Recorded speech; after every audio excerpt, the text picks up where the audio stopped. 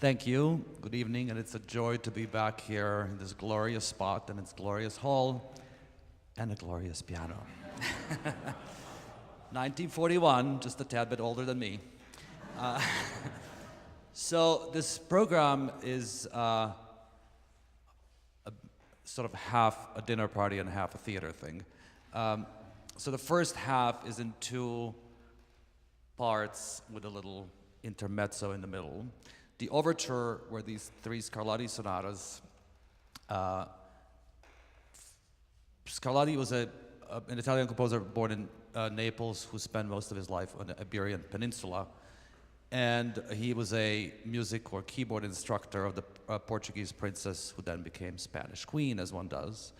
And so he wrote 500 of these, which he modestly called exercises for her. She clearly was pretty good. And it's always so interesting to think when we travel through time with music, who knew what? So the middle sonata that I played for me always sounds like an aria out of a Handel opera. And so you start to think, well, did Scarlatti know Handel operas? And he probably did, because when he was in Madrid, the Spanish court, the Spanish king, whose name escapes me, of course, Phillip or Juan, there's only a few options, could not sleep, had trouble sleeping. So he hired the greatest opera superstar of the time, Farinelli, to come to Madrid and sing to him at night.